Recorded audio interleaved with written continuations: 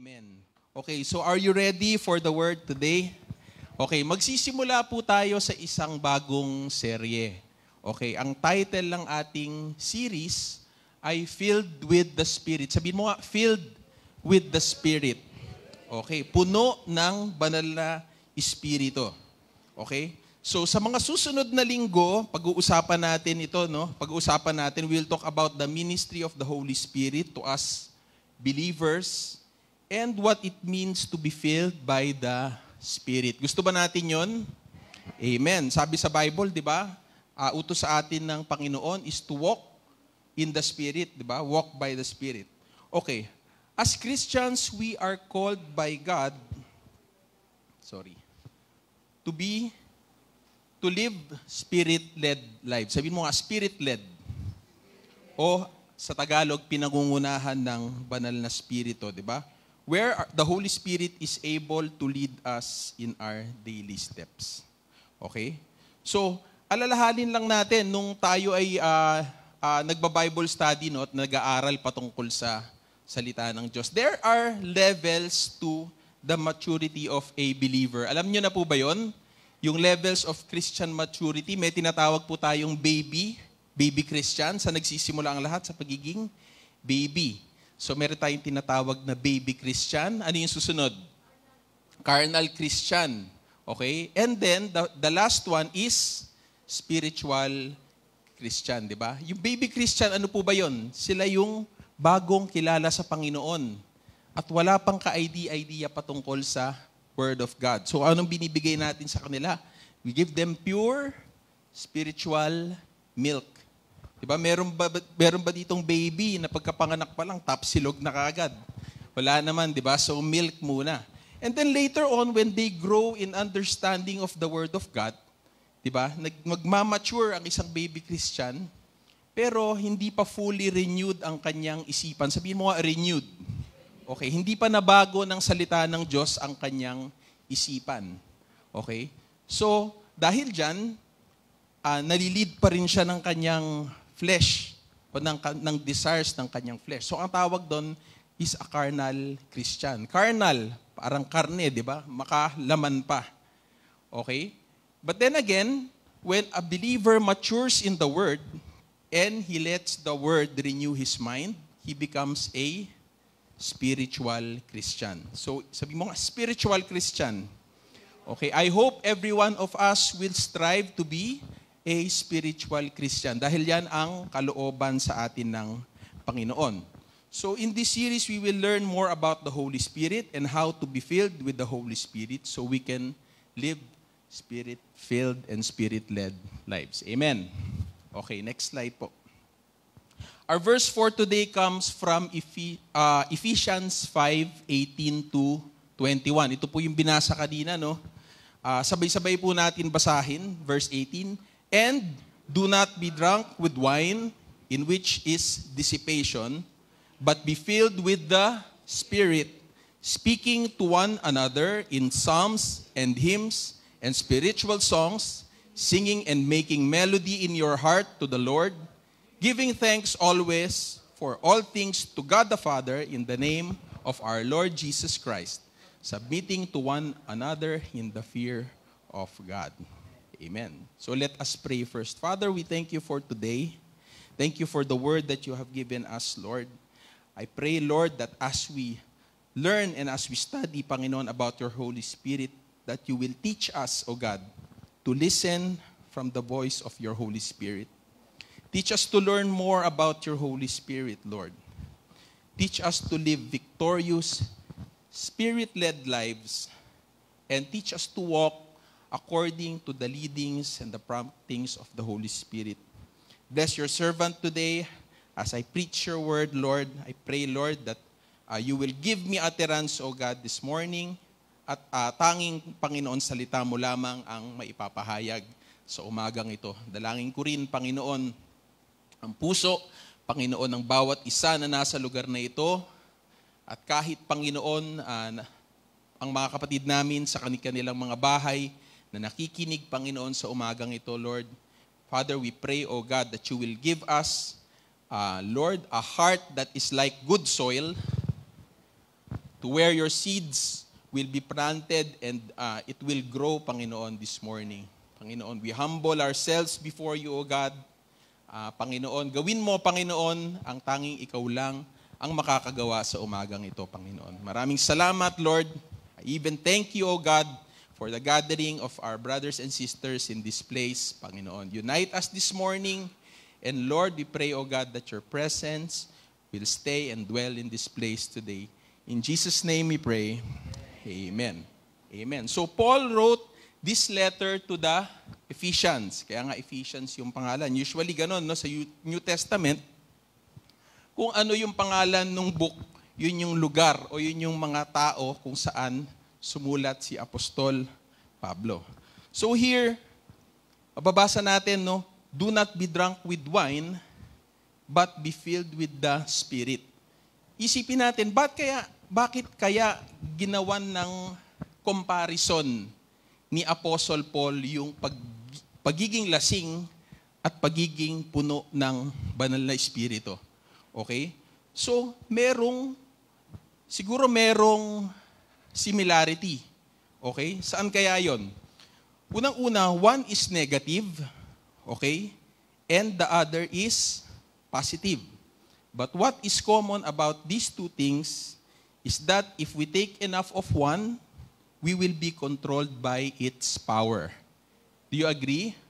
Okay, when we take enough of alcohol, or wine, or beer, diba? Or tequila, or whatever, pagka uminom ang isang tao niyan, diba? If you had more or more than enough of it, ano mangyayari sa'yo? Malalasing ka.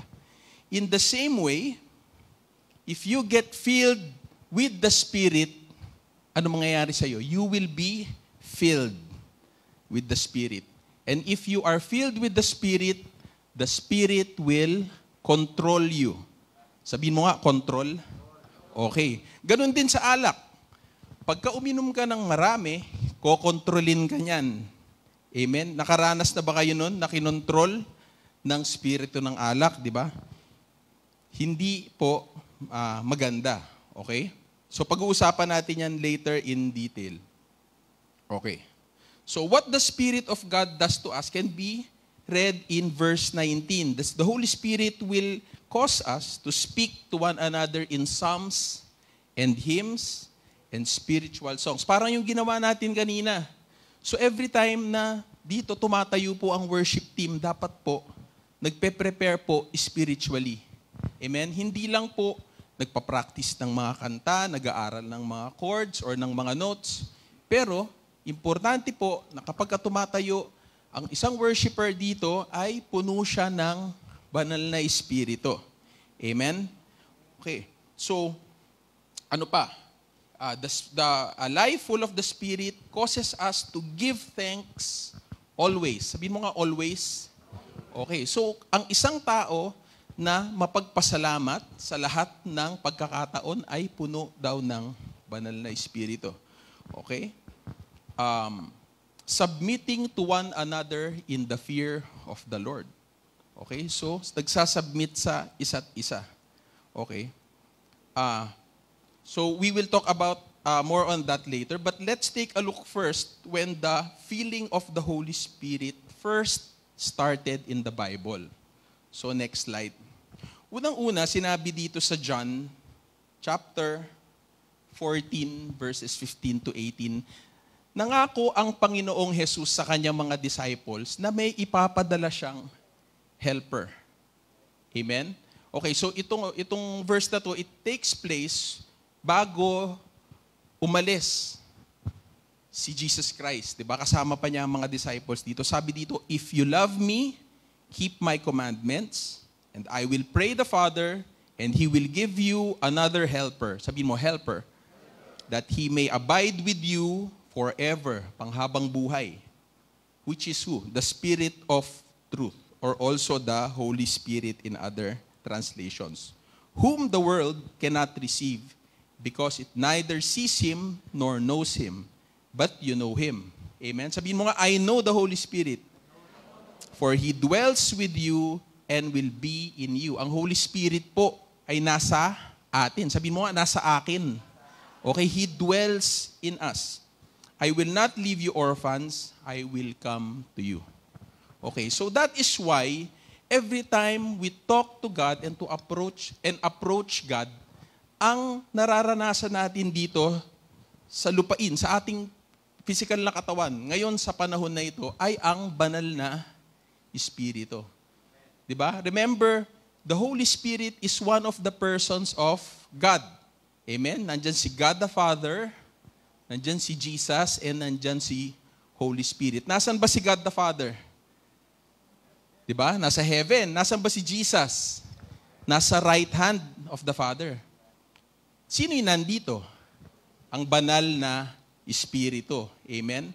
So isipin natin lagi na nandito. Pagka sinabi God is omnipresent, it is actually the presence of the Holy Spirit that we experience. Amen. Punta po tayo sa Acts chapter 2. So dito, kung saan, dinidescribe kung saan unang bumaba ang Holy Spirit sa sangkatauhan. Basahin natin. When the day of Pentecost had fully come, that they were all with one accord in one place. And suddenly, there came a sound from heaven as of a rushing mighty wind. So, rushing mighty wind. Ano kaya yun? Parang simoy lang ba yun? O ano? Hindi. Diba? Malakas. Para sigurong ano yan? Para sigurong bagyo yan. Diba? Nagulat kayo, no? Amen. Baka mamaya, yun na yun. Baka mamaya, nandito na pala. Pero we believe that the Holy Spirit is here. Amen? Amen. Ginigising ko lang kayo kasi medyo inaantok pa yata mga kapatid. Okay. So, rushing mighty wind, and it filled the whole house where they were sitting. Sana bangyari ngayon, no? Amen? O sige. Then there appeared to them divided tongues as of fire, and one sat upon each one of them. Makikita natin sa illustration to, nagkaroon ng apoy. Para siguro silang kandila. May apoy dito sa kanilang mga ulunan. And they were all filled with the Holy Spirit and began to speak with other tongues as the Spirit gave them utterance. Next. And there were dwelling in Jerusalem Jews, devout men from every nation under heaven. So may mga Hudyo daw sa paligid. And when this sound occurred, siguro maingay, no? Isipin nyo, may hangin, tapos nag-speak in tongues sila, and everything, siguro maingay. The multitude came together and were confused. Nalito sila. Why? Because everyone heard them speak in his own language. Then they were all amazed and marveled, saying to one another, "Look, are not all these who speak Galileans? And how is it that we hear each in our own language in which we were born?" Okay, so anong eksena? Yung mga nasa taas, yung mga disciples, mga taga-Galilee sila. Okay? Pero nung nag-speak sila ng tongues, nagkaroon ng ibang language o ibang utterance sa loob ng kwarto. Isipin nyo, kunwari, lahat tayo dito, mga Tagalog. Okay? Nung nagkaroon ng feeling of the Holy Spirit at nag-speak in other languages, siguro iba sa atin nagsasalita ng Ilocano, Kapampangan, Bisaya, di ba? Na hindi natin native tongue yon. Ngayon, nung narinig na nasa paligid, bakit nag-Ilocano yun? Di ba mga Tagalog lahat yun mga yun? Okay, so naiintindihan nila sa sarili nilang salita yung mga sinasabi ng disciples. Okay, so we move on. Parthians and Medes and Elamites, those dwelling in Mesopotamia, Judea and Cappadocia, Pontus and Asia, Phrygia and Pamphylia, Egypt and the parts of Libya adjoining Cyrene. Visitors from Rome, both Jews and proselytes. So ito daw yung mga pinanggalingan ng mga taong yan. Cretans and Arabs. Sabi nila, we hear them speaking in our own tongues the wonderful works of God. Sabi mo nga, the wonderful works of God. Hindi ko lang alam kung paano sabihin sa ibang lingwahe. Pero yun ang meaning ng lahat ng kanilang sinasabi sa iba-ibang lingwahe. So they were all amazed and perplexed, saying to one another, whatever could this mean? Anong ibig sabihin nito? Next slide. Others mocking said, so may nangungutya, they are full of new wine. Mga lasing lang yung mga yan, kaya ganyan, maiingay. But Peter, standing up with the 11, raised his voice and said to them, Men of Judea and all who dwell in Jerusalem, let this be known to you and heed my words. For these are not drunk, as you suppose, since it is only the 3rd hour of the day. 9:00 pa lang ng mga umaga, sabi niyang ganyan. Hindi sila lasing, makagaya ng sinasabi niyo. Okay. So anong baka natin dito, makukuha natin dito? So, ayun no, yung storya ng Pentecost kung kailan unang nag-manifest ang Holy Spirit. So dito, nakita natin na iniisip ng ibang tao, lasing itong mga to. Siguro dahil parehas ng manifestation, no, maiingay sila. 'Di ba? Kung ano-anong sinasabi na hindi naman naiintindihan. Okay? So, kaya siguro kinompare ni Apostle Paul yung pagiging filled with the Spirit and pagiging filled or drunk with wine. But what can we take from this? When you are drunk, you do or say things that you would otherwise not do without the influence of the control of alcohol. Amen ba? May mga bagay ka na ginagawa na hindi mo naman gagawin kung hindi ka lasing. Agree ba kayo doon? Punta tayo sa next slide. Okay. Ano usually ang manifestation kapag isang tao na lasing? 'Di ba? Isa diyan, lumalakas ang loob. O kaya tumatapang, 'di ba? Matapang lasing eh. Wala sa sarili. Nasasabi ang laman ng damdamin. Yung iba nga nagtatapat pa ng pag-ibig. 'Di ba? Nagagawa lang 'yon kapag nakainom. Okay, umiingay. Miingay. Minsan nag-i-English pa 'yan. 'Di ba? Hindi naman nag-i-English pero pagkalasing nag-i-English na. Oh, come on. Ganyan pa 'yan. Okay, ano pa? Nakakalimutan ang kalungkutan. 'Di ba? Kahit panandalian lang. Okay? So may mga bagay na ginagawa na hindi naman gagawin kung hindi nasa impluwensya ng alak. May kasamahan nga kami noon. I-share ko lang, naalala ko lang bigla. Kasama namin sa worship team. Bago mag-praise lead, uminom muna. Pampalakas daw ng loob. Pero mali yun kasi nagpuno ng espiritu ng alak. Okay? Alcohol controls and dominates a person. Kagaya nga ng isang yan, no, natutulog na sa sahig. Gagawin mo ba yan kung hindi ka lasing? Di ba? Hindi ka naman matutulog sa sahig. Okay? It controls unconsciously what a person does or say. So hindi na, ano yung madalas natin naririnig? Nagawa ko lang naman yun kasi, wala akong naaalala. Wala akong naalala sa mga nangyari. Basta nangyari lang yung mga nangyari. Di ba? So, na-intoxicate ang isang tao and he loses control of himself. Okay, next slide please. So, why do people get drunk or get high? Okay? Isa dyan is to feel good. Diba? Wala, siguro dahil gusto lang mag-relax. Gusto kong ma-feel good o gusto kong tumakas. Tumakas sa, sa problema o sa stress. Maaring stress sa trabaho, no? Pag-uwi, gusto kong I want to get loose. I want to feel free. I want to have fun. Okay? Gusto kong mag-celebrate. Okay? Minsan, gusto kong makalimot kahit sa pananadali ang panahon man lang. Gusto kong lunurin yung mga bad feelings o yung problema ko o yung mga emosyon ko.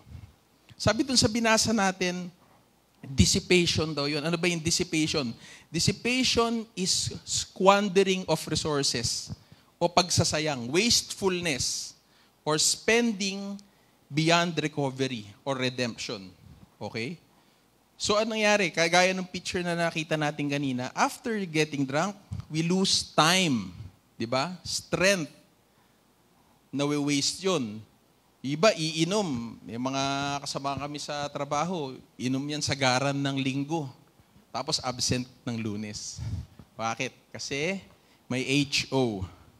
Okay, may hangover. Masakit ang ulo, hindi makapag-perform na maayos. Okay. Ano nangyayari? Nasasayang. May sayang na lakas, may sayang na oras, may sayang na opportunity. Okay? The Bible wants us also to feel good, to escape, to get loose, to feel free. But there is another way, as the Bible is saying. It is by being filled with the Holy Spirit. Amen? Do you agree? Okay. Punta po tayo sa next slide. Okay, here in the same way, when you are filled by the Holy Spirit, you also do things you would not otherwise do unless you are filled. Amen? Pag puno daw tayo ng banal na Espiritu, may mga nagagawa rin tayong mga mananampalataya na hindi natin ginagawa kung wala tayo ng influence ng Holy Spirit. Dahil meron kang feeling ng Spirit, kaya mong magmahal. Amen? Ng mga taong hindi ka ibig-ibig. Kaya mong magpatawad. Amen? Ang tagal-tagal mo nang hinahawakan yung ano na yan, kapatid, yung pait na yan o yung bitterness na yan. Kaya mong magpatawad. Kaya mo rin maging masaya kahit meron kang problema. Amen? Dahil meron kang banal na Espiritu, kaya mo rin magkaroon ng kapayapaan sa isip at sa puso mo, kahit na may sakuna or panganib. Kaya mong magkaroon ng pasensya. Okay? Kaya magkaroon ng pasensya sa mga anak mo. Lalo na kung nagpapaturo ng math. Diba? O kaya mong magkaroon ng pasensya sa mga katrabaho, mga kaibigan, diba? Kapamilya. Kaya mong maging mabuti o gumawa ng mabuti kahit sa mga kaaway mo. Kaya mo ring maging mahinahon o magkaroon ng self-control. At kaya mo ring magbigay. Amen? Kahit may kakulangan ka. Amen? Kaya magbigay ng oras, ng kakayahan, ng talento, kaalaman, at higit sa lahat, kaya mong magbigay ng resources, ng salapi. Amen? Dahil meron kang pagpuno ng banal na Espiritu. Amen. Next slide po. At dahil puno ka ng banal na Espiritu, you can also do these things. You can speak to one another in psalms and hymns and spiritual songs. Ano ibig sabihin yan? Nakakaawit at nakakapagpuri ka sa Panginoon kahit na sintonado yung boses mo. Amen? Kaya mong mag-encourage ng ibang mananampalataya. Amen? Kaya kang gamitin ng Panginoon para i-uplift or i-encourage ang kapatid mo, di ba? Kaya mong maging mapagpasalamat. Amen? Ito, lagi nating tinuturo sa Rema, to yung attitude of gratitude. Sabihin mo nga, attitude of gratitude. Ano yung ibig sabihin yan? That in all things, you can find to thank the Lord. Amen? Ang kagandahan sa isang tao na meron siyang pusong mapagpasalamat is hindi na-highlight o hindi na ma-magnify yung kakulangan. Kung hindi, ang namamagnify ay kung ano ang meron at kung ano ang provide ng Panginoon. Amen ba? Amen. So yan, tinuturo ko rin yan sa mga anak ko, no? Kasi minsan, di mo may iwasan sa kanila. Ba't si ganito? Ba't sila ganyan? Meron. Tayo, wala. Ganyan-ganyan. Bakit sila nandito sa lugar na to? Tayo, wala. Pero pagka tinuruan natin sila, that in all things, you will find something to thank the Lord for. Diba? Makikita mo, mawawala yung reklamo eh. Mapapalitan ng, ay, thank you Lord, kahit na wala pala kaming ganun, meron pala kaming ganito. Diba? Amen? Amen. Thank you Lord, buo yung katawan ko, nagagawa ko yung gusto kong gawin. Diba? Meron akong mga kabatch, by the way, I'm 42 years old. May mga kabatch ako nung high school, kung hindi, wala na, may sakit. Eh ako, nakakapag-bike pa. Diba? Napakaliit na bagay, napakasimpleng bagay. Pero diba, kung tututuhanin mo sa buhay mo yung kataga na count your blessings, kahit mababaw lang, Sabihin mo sa Panginoon, Lord, salamat po. Nakakapadyak pa ako. Diba? Salamat, Lord. Naaamoy ko yung pagkain. Nalalasahan ko yung pagkain. Salamat, Lord, malakas yung mama ko. Yung iba wala ng mama. Diba?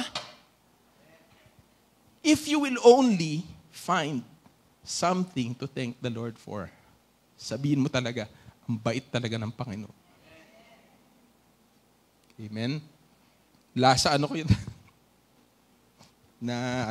Na-lead lang ako doon. Anyway, one more thing. You can also do this, submitting to one another in the fear of God. Ano ibig sabihin yun? You can be a person for others. Diba? You can practice selflessness. Diba? Yung unahin yung pangangailangan ng ibang tao bago yung pangangailangan mo. Hirap nun, lalo na ngayon sa panahon na to. Masyadong consumeristic yung mga tao. Laging ang nasa isipan ng tao. Kung wala naman akong makukuha dyan, bakit ko pa gagawin yan, di ba? Pero hindi. Sabi dito, selflessness. Pagiging matulungin. Servanthood o paglilingkod. Amen? Nakita nyo ba yung mga naglilingkod dito sa church, mga kapatid? Wala namang sweldo po yung mga yan. Wala namang allowance or wala namang sahod. Siguro allowance pang food or pang transportation para i-assist. Pero wala pong sahod yan.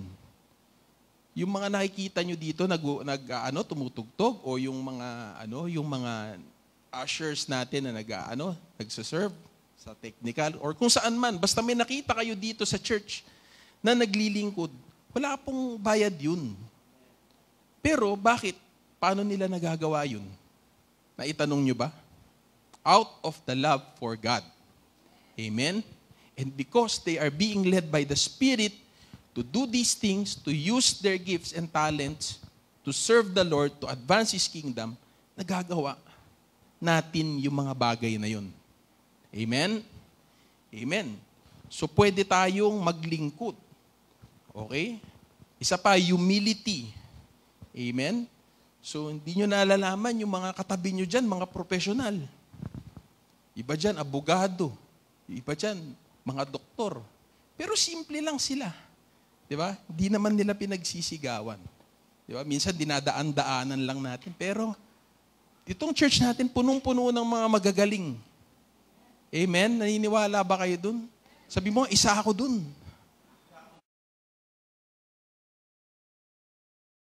Fuel, hindi yun ang dahilan kung bakit tayo naglilingkod sa Panginoon. So itong mga nabasa natin to, bunga lamang to o resulta lamang ito ng pagiging puno ng banal na Espiritu. Amen? Amen.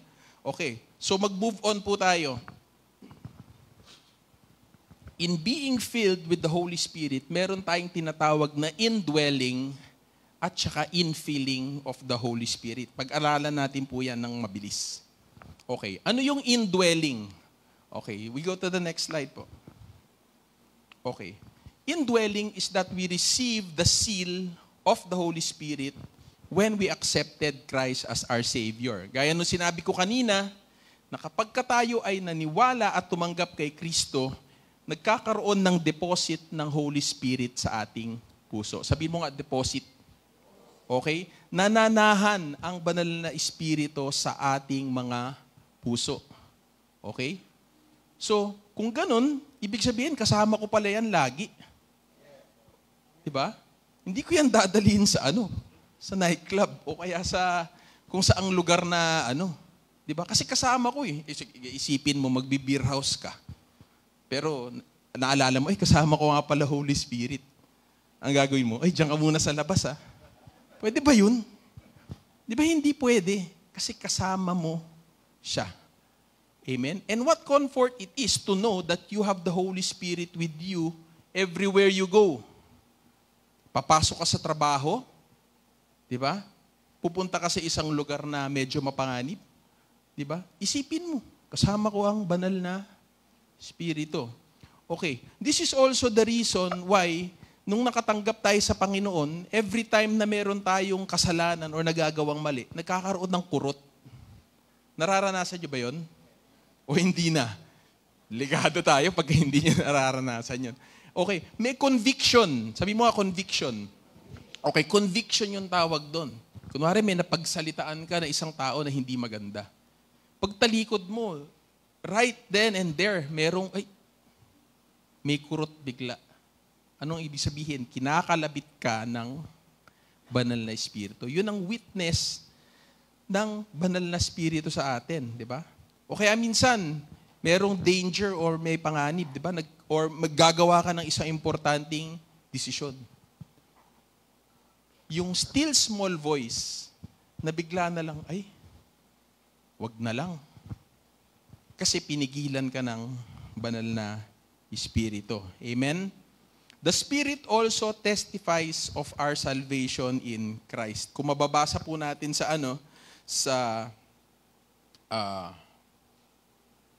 next slide na po pala, sorry. Kung mababasa natin sa 3 verses nito, ito nagpapatunay that the Holy Spirit is in us.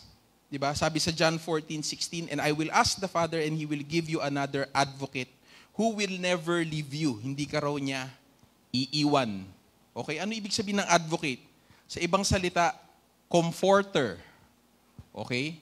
Meron kang problema, nalulungkot ka, ask the Holy Spirit to comfort you. Encourager. Okay, down ka, the Holy Spirit can lift you up. And also counselor. May decision ka na gagawin na importante, ask the Holy Spirit to guide you. He will counsel you.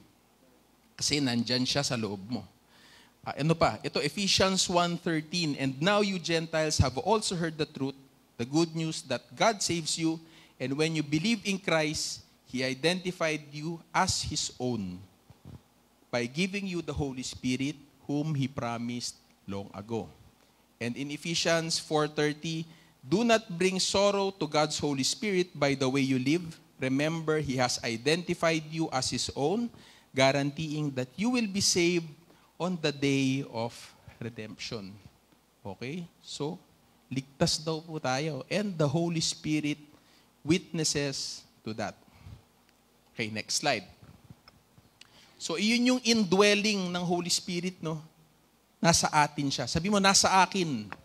Nasa puso ko ang banal na Espiritu. So, ito naman yung infilling. Okay? Ano ibig sabihin ng infilling? May dalawang definition sa Bible kung saan dinescribe yung infilling ng Holy Spirit.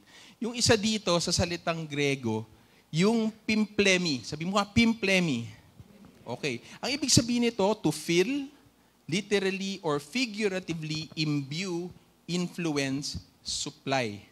Okay? It is a single event or one time of being filled to empower a believer for a work of service. So ito yung pagka nananalangin tayo, Lord, samahan mo ako ng banal na Espiritu mo. Kaya ngayon, tatayo ako dito. Lord, samahan mo naman ako, hindi ko alam yung sasabihin ko. Pero ikaw ang bigay ng kapahayagan. Amen? So ganon, makikita natin to sa Bible, unang-una dun sa Pentecost, yung pinag-usapan natin kanina, yung nagkaroon ng manifestation ng Holy Spirit.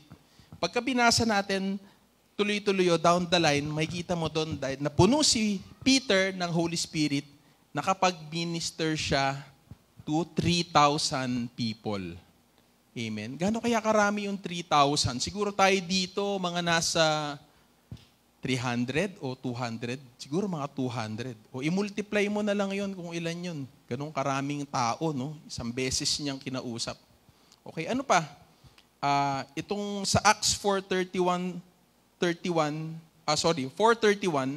ito nag-preach si Peter sa Sanhedrin. So nagkaroon din siya ng boldness para humarap dun sa religious leaders during that time. Tapos yung next example, next slide na po pala. Okay. Yung third example is yung natanggap ni Apostle Paul yung kanyang vision. Di ba? Bago maging servant ni Jesus Christ si Apostle Paul, nabulag siya, di ba? So nilayhan siya ni Prophet Ananias and he received the Holy Spirit and nagkaroon siya ng vision. Okay. Pero hindi yan ang gusto nating i-emphasize ngayong umagang ito. Although it is good also to be filled with the Spirit so we can do, so He can empower us to do something. Ito yung gusto kong i-drive at ngayon. Yung pleroo, yung next slide na. Yan, isa pa. Yan, pleroo. Sabihin mo nga, pleroo. Oo. Ano ibig sabihin nito? To make full, to fill up, to fill to the brim. Okay? Punuin hanggang sa tuktok. Okay? So that nothing shall be wanting to full measure. Okay? Ito yung continuous. Sabi mo nga, continuous. Continuous na pagpuno ng Holy Spirit as we are molded into the Word. Next slide. Okay. I know yung sa mga ministers, yung mga nagbi-minister at nagsaserve sa church, naiintindihan nila tong konsepto na to. Every time we minister or every time we use our gifts to minister to the body of Christ, nauubusan tayo ng spiritual deposit. Nakaka-relate ba kayo? Okay? Every time, kunwari, nagtititipi kayo at meron kayong mini-ministeran sa TTP nyo o kaya sa cell group nyo. Diba, pagkatapos nun, parang napagod ako dun kay brother. Parang naubos yung ano ko sa kanya. Naubos yung lakas ko. Diba? Kasi nag-deal ka ng problema eh. Nag-minister ka sa taong yun. Okay, ano pa isa? Sa isang worshiper, sa isang worship team, o sa praise leader. Kapag katapos niyan, pagkabago yan mag-praise lead, nagpre-prepare yan spiritually.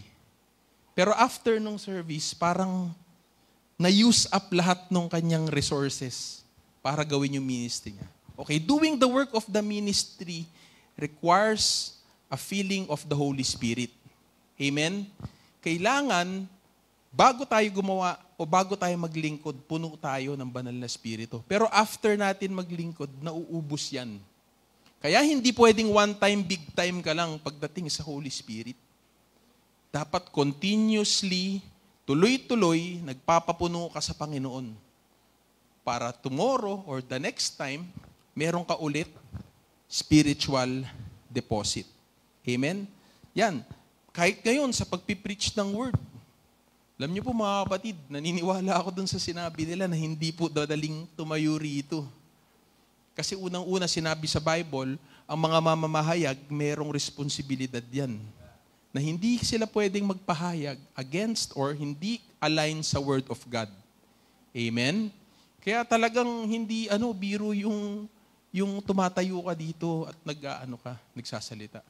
Kung ako nga lang, sabihin ko, baka pwedeng hindi na. Pero hindi. Sunod niyan, si Marvin na. Oh, di ba?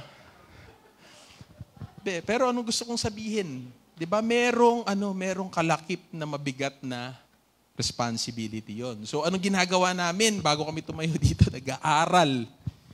1 linggo. Naglilib pa yan mga yan. Di ba? Para lang makapakinig sa Panginoon. Para pag tumayo dito ng 45 minutes, di ba? Masabi niya ang kalooban ng Panginoon sa inyo. Amen? O sa atin. Amen? Amen. So nauubos po. Pagdating nito, malamang pagod na pagod ako kahit di naman ako nagkikilos. Pero salamat sa Panginoon, di ba?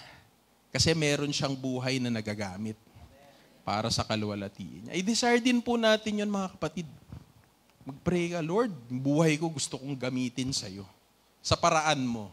Diba? Maaring hindi lahat tumatayo dito, hindi lahat kumakanta, hindi lahat nag-a-usher. Pero I know na lahat tayo merong panawagan. Panawagan. Sabihin mo, panawagan. Maaring panawagan mo sa family mo, sa katrabaho mo, sa kaibigan mo, whoever. But still, when it's the calling of the Lord, ikaw yung perfect na tao na gagamitin niya para dun. Hindi pwedeng, ayoko Lord, iba na lang. Mamimiss mo yung chance mo, kapatid. Pagka inutusan ka ng Panginoon na ikaw, tayuan mo. Amen? Binigyan ka ng Panginoon ng pananampalataya para gawin mo yun.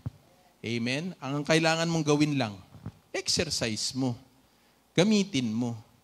Tulak mo sarili mo, di ba? Amen? Okay. yung fruits ng, okay, ano ang evidence sa isang Kristiyano na meron siyang infilling of the Holy Spirit? Yung fruits of the Holy Spirit ay nagmamanifest sa kanyang buhay. Sabihin mo nga fruits. Okay, punta po tayo sa Galatians 5:16 to 26. Medyo maliit lang, no? Pero sige, basahin natin kung kaya natin. I say then, walk in the Spirit, and you shall not fulfill the lust of the flesh. For the flesh lusts against the Spirit, and the Spirit against the flesh. And these are contrary to one another, so that you do not do the things that you wish. But if you are led by the Spirit, you are not under the law. Okay, balik lang ako doon. Minsan, hindi natin ginagawa lang kung anong gusto natin, di ba? Yung ginawa yun, wala, gusto ko lang, trip lang, di ba? But let us be led by the Spirit. Verse 19, now the works of the flesh are evident, which are adultery, fornication, uncleanness, lewdness, idolatry, sorcery, hatred, contentions, jealousies, outbursts of wrath. Yan, naalala ko na naman yung road rage na yan. Okay, mga nawawalan ng pasensya sa kalsada. Anyway, selfish ambitions, dissensions, heresies, envy, murders, drunkenness, revelries, and the like, of which I tell you beforehand, just as I also told you in the time past, that those who practice such things will not inherit the kingdom of God. Okay, hindi ko na maisa-isa, no? Pero meron po tayong Bible sa bahay. Pag-aralan po natin yun. Okay, but the fruit of the Spirit is love, joy, peace, long-suffering, kindness, goodness, faithfulness, gentleness, self-control. Against such, there is no law. And those who are Christ's have crucified the flesh with its passions and desires. If we live in the Spirit, let us also walk in the Spirit. Let us not become conceited, provoking one another, envying one another. Amen?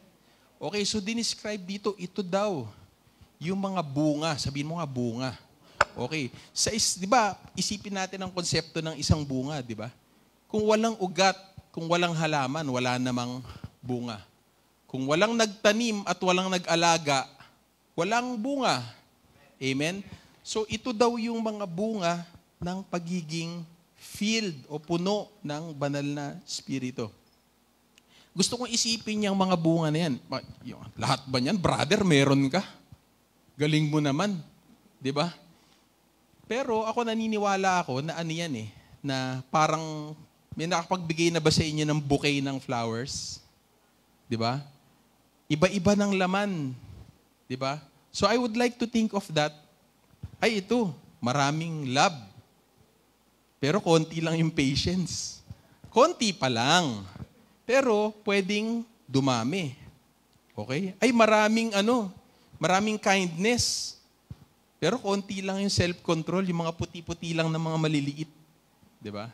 Pero ang gusto ng Panginoon is that every single thing of the fruits will be seen in us. Di ba? Di ba matuwa kayo, makakita kayo ng isang puno na nandun lahat ng bunga. May apple, may mangga, may orange, may makopa, may kamyas. Lahat, matamis, maasim, nandun. May ampalaya. Di ba? Nandun na lahat. Di ba? Nakakatuwa makakita ng ganong puno. Amen. Okay, malapit na po tayo, no? Okay. Gusto ko ring i-share sa inyo to sa next slide that the Bible warns us also not to quench the Spirit. Sabi mo nga, quench. Okay. Gaya nung kanina, nakita natin na ang Holy Spirit ay parang apoy, di ba? Apoy. Sabi mo, apoy. Ngayon, ang ibig sabihin ng quench is yung buhusan mo ng tubig, yung apoy. Amen? Sino ba dito kapag katapos mag-ihaw kayo ng barbecue o kaya ng bangus, di ba? Pagkatapos, anong ginagawa sa baga? Binubuhusan. Bakit? Kasi baka kumalat pa yung apoy. Sabi sa Bible, sa Ephesians 4:30-31, and do not grieve the Holy Spirit of God, by whom you were sealed from the day of redemption. Let all bitterness, wrath, anger, clamor, and evil speaking be put away from you, all malice. So wag daw natin gawin yon. Because if we do these things, nawawala yung naaano yung Holy Spirit. Kumbaga parang binubuhusan mo ng tubig. 'Di ba? Nawawala yung apoy. Okay? We quench the Holy Spirit when we sin and we walk in the flesh. Pagka nauna sa atin, bugso ng damdamin. O kaya desire ng katawan. 'Di ba? Yun. Naka-quench ang Holy Spirit. Okay, next slide. Okay. We are filled with the Holy Spirit when we live a life of holiness. Sabi mo nga, holiness. So nandito na tayo, how are we filled with the Holy Spirit? Sabi sa Thessalonians 5:16-22, rejoice always, pray without ceasing, in everything give thanks, for this is the will of God in Christ Jesus for you. Do not quench the Spirit, do not despise prophecies, test all things, hold fast what is good, abstain from every form of evil. So makikita natin, no, dito sa verse na to, dinescribe na kung paano tayo mapupudo ng banal na Espiritu. Punta tayo sa susunod na slide. Okay, sa verse 16, 17, and 18, sabi niya dito, praising, talking to, and thanking God. Diba? Sabi, rejoice always, pray without ceasing, and in everything, give thanks. Okay? So, paano natin ginagawa yan?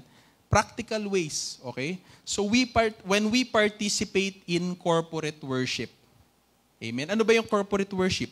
Tayo na nandito sa lugar na ito, sa sanctuary. Amen? Diba, linggo-linggo na lang. O mga timbahay. Wala nang timbahay. 'Di ba? Team church na. So punta na kayo lahat dito at magkaroon tayo ng corporate worship. Amen? Kaya dapat tayo dito pupunta tayo, 'di ba? Anong sabi dun sa kanta na inaawit natin? How good and how pleasant it is for brethren to dwell together in unity. Paano makapag-dwell together? Nasa bahay ka. Sila nasa church, di ba? Dito na lahat. Dito na tayo lahat. Bakit? Sabi doon, for there the Lord, commands the blessing. Amen? Every time we gather, we assemble to corporate worship and celebration, di ba? The Lord commands the blessing. Amen? O baka hindi nyo na kailangan, kaya hindi nyo pupunta dito. Hindi, kailangan po natin yun. Amen? Sino bang gusto makatanggap ng blessings? Konti lang. Amen. Siyempre tayong lahat, di ba? Taas nga ang kamay kung sino gustong makatanggap ng blessing. O tayo naman pala. I'm sure yung nanonood, tataas din ang kamay yun. Pero punta na kayo dito. Corporate worship, when we worship together. Okay? Ano pa? When we spend time in prayer. Sabi dyan, talking to God. Amen? When we pray and we pray for one another. Meron ba nagpe-pray sa atin dito? Sa pagkain lang. 'Di ba? Dapat merong panalangin. Sa isang buhay ng lumalagong Kristiyano, hindi pwedeng walang panalangin. Next. Sa verse 19, do not quench the Spirit, do not despise prophecies. Okay, we should allow the Holy Spirit to minister to us. Amen? Paano nangyayari yun? The Holy Spirit can minister to us during worship. Parang ginagawa natin kanina. If we only allow Him, kung magpa-participate tayo, di ba? When we also participate in prayer, okay? Pwedeng mangusap ang banal na Espiritu sa atin. Okay, ano pa? In reading and hearing the Word of God. Amen? Every time na nakikinig ka ng salita ng Diyos o nagbabasa ka ng salita ng Diyos, pwedeng mangusap sa iyo ang banal na Espiritu. Huwag naman po sana sa ating mga Kristiyano na every Sunday lang tayo nakakapakinig o nakakatanggap ng Word. Amen? Dapat araw-araw, di ba? Pleroo, continuous. Di ba? Araw-araw, dapat tumatanggap tayo ng Word. Okay, sa personal devotion. May devotion po ba tayo? Okay. sa mga preachings, teachings, sa mga Bible study. Uma-attend ka ba ng Bible study sa lugar nyo? May paanyaya lagi. Uma-attend ka ba ng cell group meetings mo? These are just opportunities for you to be ministered on by the Holy Spirit. Amen? Okay. So lastly, yung pursuing righteousness. Sabi sa verse 21, test all things, hold fast what is good, abstain from every form of evil. Sabi dito, doing good. When we do good, diba? When we offer help, when we serve others, when we minister to others, amen? Matagal ka nang tinatawag na mag-lead ng TTP. Ayaw mo pa rin. Diba? Okay? So pagka nagpapagamit tayo sa Panginoon, diba? Ano pa? When we share our resources. Amen? Yung resources, hindi lang po salapi yan, pero isa yun. Diba? Kaalaman, expertise. Diba? Resources yan. Okay? Ang daming paraan para tayo ay mag-share, diba? Yung sa GIP Eskwela na lang na program na ating, ng ating church. Diba? Madaming napapaaral at napapagraduate dahil may mga nagbibigay ng kanilang, nag-share ng kanilang mga salapi para makapag-aral yung mga iba nating kapatid na hindi nakakapag-aral. Okay, ano pa isa? When you open your homes to the gospel, amen? Pinapagamit mo yung bahay mo para doon mag-counseling, mag-Bible study, mag-cell group. Okay? Yun. Isa sa mga na pursuing righteousness. And most of all, not living in sin. Amen? Okay. So yun yung mga halimbawa, o yung mga practical ways kung paano tayo how we will walk in the Spirit and how we will live in the Spirit of God. Okay. So tapos na po tayo, pero gusto kong iwan tong nabasa kong quotation, na ni Anonymous. Ang dami niyang alam si Anonymous. Ang daming alam nitong taong to. Sa lahat na lang nababasa ko, siya lagi nagsasalita. Okay, sabi dito, when you get saved, the Holy Spirit becomes a resident. When you get filled, He becomes the president. So, ang dalangin ko sa umagang ito, na lahat tayo dito sa Rema, maging president natin ang Holy Spirit sa ating buhay. Amen? May natutunan po ba tayo? Amen. Tayo ay magpuri sa Panginoon. Tayo po tayo. Manalangin tayo. Heavenly Father, we thank you, Lord, for the word that was preached today, O God. We desire, Lord, that your Holy Spirit will be our leader, Panginoon, sa mga personal namin na mga buhay, sa mga pamilya namin. Ang desire namin, Holy Spirit, that you will be the president of our lives, Lord. Not just a resident in our hearts, O God, but the president who will rule over us, Lord, in everything that we do. We thank you, Father. In Jesus' name we pray. Amen. Palakpakan natin ang Panginoon. Okay. So magkakaroon po tayo ng communion, pwede pong tawagan yung mga ushers po natin na na i-ready na yung mga communion elements. Okay.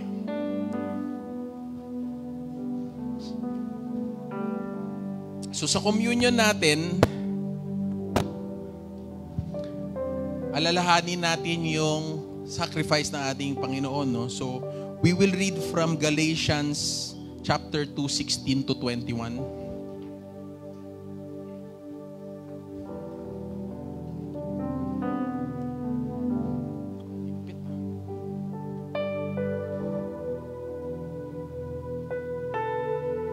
Galatians 2:16 to 21.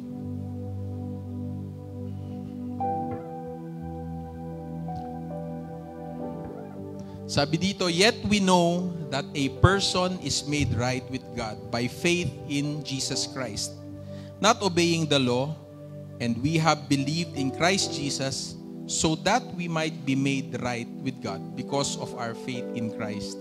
Not because we have obeyed the law, for no one will be ever made right with God by obeying the law. But suppose we seek to be made right with God through faith in Christ, and then we are found guilty because we have abandoned the law. Would that mean Christ has led us into sin? Absolutely not.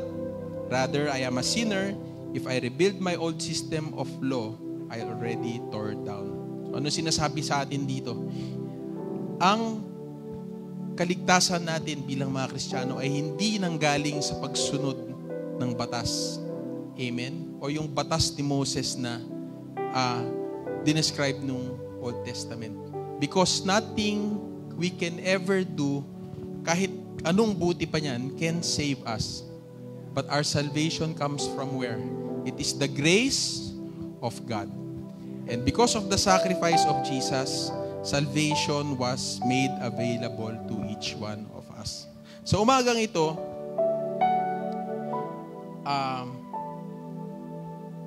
we remember the sacrifice of Jesus Christ in the cross. Amen. By which we have access to God's saving grace. Okay? This is also a good time for us to examine ourselves. Diba? Sabi sa Bible, we should not take communion lightly, but we should take it with reverence. Amen?